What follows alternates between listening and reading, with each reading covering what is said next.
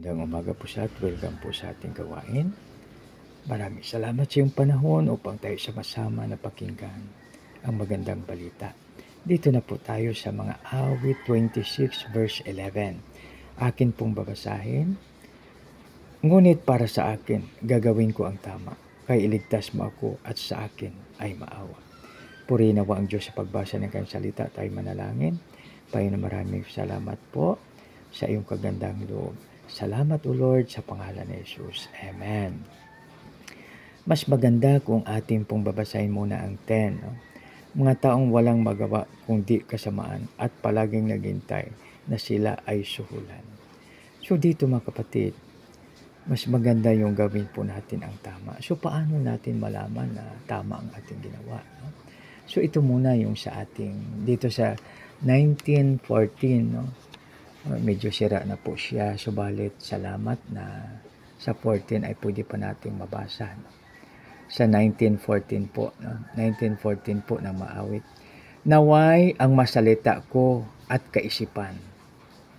Kaluguran mo, Yahweh, manunubos ko at kanlungan. So dito, sa umaga pa lang, pag yan ang ating ibulay-bulay mga kaibigan, ibig sabihin ay ina-acknowledge na po natin ang ating Panginoon, ang ating manunubos at ating kanlungan sa translation po ito. At ang ating masalita na sasabihin at ang pagbulay-bulay ng ating puso, ang ating kaisipan ay kaluguran niya o katanggap-tanggap sa Kanya. Tapos pangalawa po ay dito sa Psalms 143. Maganda po Bible talaga yung ating no? Kasi ito na yung sabi ni Pastora. So sabi niya, dapat mayroon kayong Biblia. No? Salamat. Dahil dito tayo, 143. Tingnan natin ang 143. Malapit na lang yan sa kwansya yan. Kasi 150 yung lahat. 143, ito na. Pana po tayo. No? 46. 143. Yan, ito na po. Verse 8, tingnan natin yung 8. Ha? Yan. Ito sabi dito.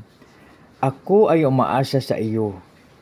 Nagtiwala sa pagsapit ng umaga ay ipagunita iyong pag-ibig mo na lubos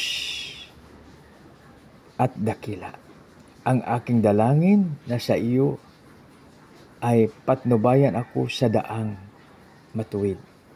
So ang dalawang ito mga kaibigan, pag ating binulay-bulay sa umaga, no? Silbing gabay na po sa atin yan. So gabay na po sa atin upang magawa natin ang tama. Tapos isa pa na pinakamaganda natin gagawin, yung di ba may 10 utos po tayo. Subalit sa New Testament parang di summarize siya, ginawa na lang 2. No? So dito nakasabi na love God with all your heart, with all your mind, with all your strength, and with all your soul. Mahalin natin ang ating Panginoon ng buong puso, buong isip, buong kaluluwa, buong lakas. At pangalawa ay ibigin natin ang ating kapwa o mahalin natin ang ating kapwa na tulad ng ating sarili. So pag ay bulay-bulay natin yan, ito po ay malaking bagay na makatulong sa atin. So dahil pag yan ang ating ginawa o binabulay-bulay natin sa umaga pa lang, magawa natin ang tama, no? Tulad dito, no? Ngunit para sa akin, gagawin ko ang tama. Kaya iligtas mo ako at sa akin ay maawa. Kaya mga kaibigan, sikapin natin, magtulungan po tayo. No? So, sa mga kabataan, kasi palagi nating binibigyan ng panahon ang makabataan dahil sa kanila ang future. So, sabi po ng ating dakilang bayani, si Dr. Jose Rizal, youth is the future of our motherland. No? Parang ganun, no? Hindi ko lang masabi kung ano talaga yung sinabi niya. Parang yun ang quote niya. So, youth is the future of our fatherland. Or the hope of our fatherland. No? Kaya, makabataan, kaya salamat po kahapon na to God be all the glory na pinagbigyan po tayo ng ating Panginoon na maano yung impok sama-sama. impok sama-sama para sa pagkukooperatiba, no? So ginanap kahapon, kaya salamat sa mga magulang na pinadala ang kanilang mga anak para turuan silang mag-save, turuan silang gamit ng kanilang pera sa tamang paraan. Ibig sabihin, financial management na, money management, no? Kaya napakaganda, di ba? Napakaganda pag yan po ang ating gagawin. Bata pa lang yung ating mga anak, itulungan na natin mag-save, no? Kasi for the future, no? So parang isang langgam, no? Di ba? Tingnan natin ang langgam. Pag oras ng tag-ulan, hindi na sila lumalabas kasi malunod po sila, no?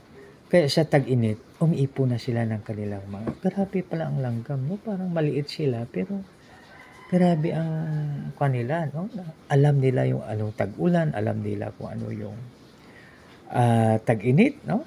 Kaya grabe ang nature, no? Grabe ang creation ni Lord, no? So biro mo yan, sila nang nakakaalam, no? Kaya sikapin natin mag-save, no? Kaya isa sa mga maganda natin gawin tama ay bata pa lang, turuan natin yung ating mga anak na mag-save, no? Ngunit para sa akin, gagawin ko ang tama, kaya iligtas mo ako at sa akin ay maawa. Simulan po natin sa 10 muna. Mga taong walang magawa kundi kasamaan at palaging naghintay na sila ay suhulan. Ngunit para sa akin, gagawin ko ang tama, kaya iligtas mo ako at sa akin ay maawa. Tayo na po'y manalangin, mga kaibigan. Panginoon, maraming salamat sa iyong salita. Maraming salamat sa iyong gabay. Maraming salamat sa iyong palaala sa amin. Lord, tulungan mo ang salitang ito ay manatili sa amin habang kami nabubuhay. At bigyan mo rin po kami ng lakas, O Lord, upang aming i-share ito sa aming kapwa. At salamat, O Lord. At gamitin mo po kami, O Lord, sa makapangyarang paraan. Sa aming dakilang Ama, ang Diyos ni Abraham, Isaac at Jacob, dinadalain po namin ito sa matamis sa pangalan ni iyong anak na si Jesus na aming pagligtas. Lahat po ay magsabi ng Amen. God bless us all. Isang maganda, mapagpala, mapagbiyaya at makadiyos po na maga sa bawat isa.